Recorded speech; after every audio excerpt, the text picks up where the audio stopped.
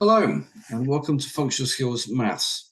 Today we're looking at the topic of perimeter and area of circles. I'm just going to share my screen with you. This is a level 2 topic only, and the criteria point that we're looking at is point 16 of the syllabus. So by the end of the session, you should be able to calculate the perimeter of a circle and the area of a circle. Now, to begin with then, the perimeter is the distance around the edge of a shape, and circles have got their own special language for a number of things, really, one of which is the perimeter. In circle terms, we can also refer to it as the circumference, and it is simply the same as the perimeter. It's simply the distance around the outside of the circle. How long is that distance around the perimeter? If we think of a football pitch, for instance, right in the middle of the pitch is what they call the center circle, and it's a painted white line. And so the circumference of that circle is however long the distance is that it takes to walk from one point in that circle all the way around the 360 degrees back to the starting point again. There's a couple of other words that we need to be aware of as well, and a couple of other terms that we need to understand before we can actually work out the circumference. Circles aren't like rectangles or triangles where we've got straight edges that we can measure to help us. So we do need to have an awareness of these other terms and concepts, really. So diameter is the first one of these. Now, diameter, you may be aware of, it might be new to you, but it's the distance all the way across the center. So if we take a measuring stick and put it all the way across the center of the circle at the longest point, really. So it's the distance, from left to right or from top to bottom, whichever way you want to measure it. That is the diameter.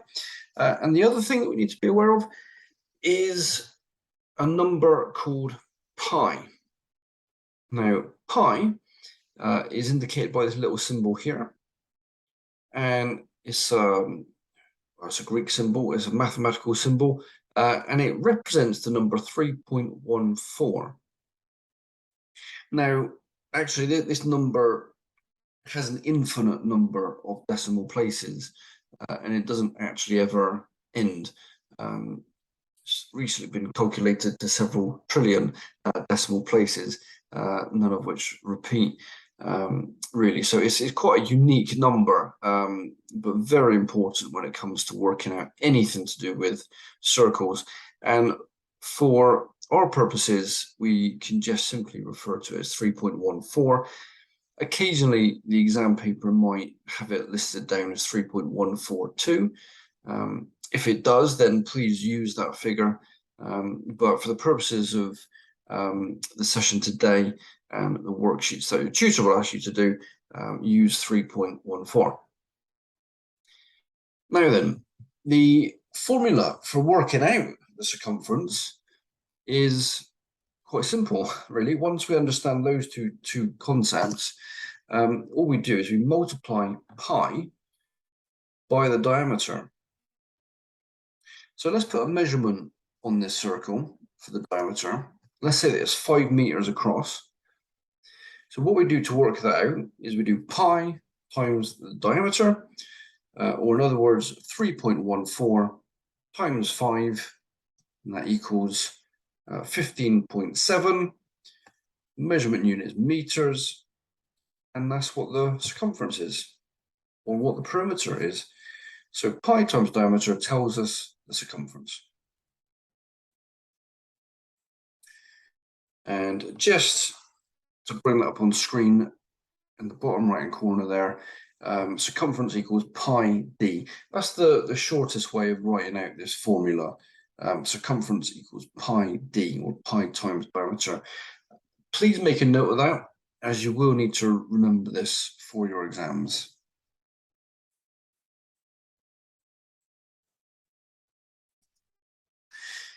Okay, so here we have two circles for you to practice working out the diameter with.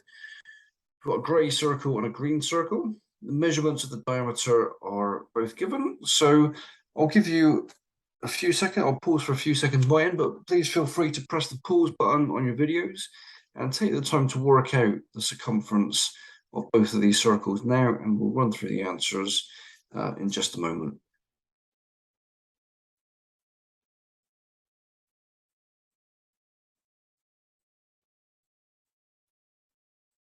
Okay, so the grey circle is pi times diameter, or 3.14 times 6.6, and that gives us a perimeter or a circumference of 20.724 centimeters. And with the green one, we have pi times diameter, again, that's the formula. So 3.14 times 18.3 gives us 57.462 meters. Okay, so make a note of that, remember it, perhaps try a few examples for yourself, complete any further work that your tutor might give you or that you're able to find, and just make sure that you're happy with how to use that formula to calculate the circumference of a circle. Okay, we're now going to look at the area of circles. And let's just remind ourselves what area is. It is the space inside of a flat shape, sort of a two-dimensional shape. So with regards to a circle, if we think about a football pitch, again, the center circle, it might be working out how much grass is inside of that center circle. And for this, we need a different formula. And we also need to know another concept relating to circles, and that is the radius. The radius is the distance from the middle of the circle to the edge at any point. So you can see by the line on the screen, the radius is from the center to the edge. You may have already made the connection between the radius and the diameter that we looked at in the previous section, but the radius is half of the diameter. We can say that the other way around as well. The diameter is 2 times the length of the radius. And as before, we also need to understand that pi is equivalent to 3.14. So for working out the area, we need the radius and pi. Now the formula is pi r squared, or pi times radius squared. So what we do for that, if we put the same measurement on the circle again this time, but this time we're saying that the radius is 5 meters.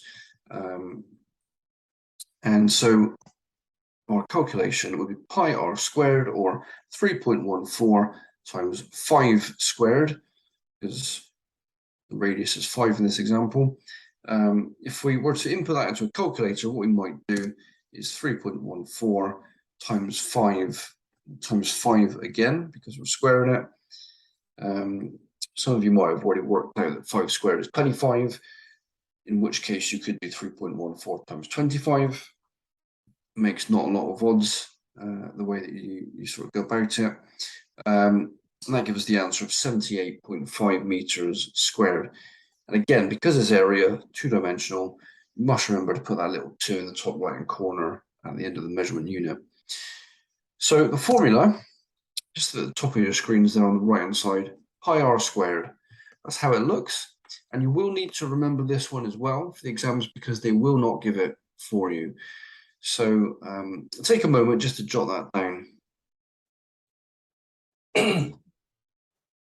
And perhaps revisit this until you're familiar with it, until you're happy with it, until you're confident that you can remember what this formula is. Okay, and we're now going to look at 3 different examples here for you. So use that formula that we've just looked at, pi r squared, and see if you can work out the area of each of these circles and just be aware that one of them may be designed to try to trip you up a little bit.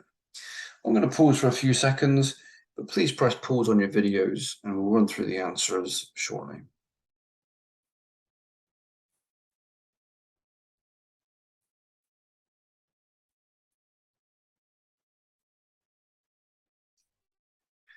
Okay, so hopefully you've had a good chance to put that formula into practice now and work out the answers to these. Let's see how you did.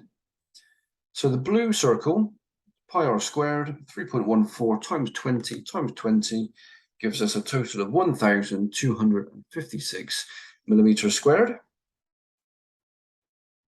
The green one, 3.14 times 7 times 7 gives us 153.86 meters squared. And the orange one, well, did you spot the little catch there? The 12 centimeters refers to the diameter. So we first had to work out the radius. And as I said earlier on, the radius is half of the diameter. So the radius in the orange circle is 6 centimeters. And then once we've realized what the radius is, we can then put it into the formula pi r squared. So we have 3.14 times 6 times 6, and that gives us 113.04 centimeters squared. How did you do? Did you get all of those correct? If not, then please take a moment just to press pause and work back through some of your workings out there.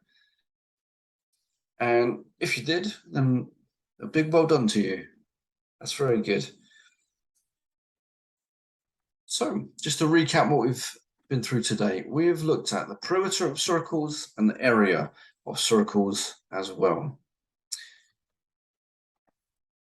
Thanks for joining me today. I hope you've enjoyed this, and may I wish you all the best with your future functional skills studies.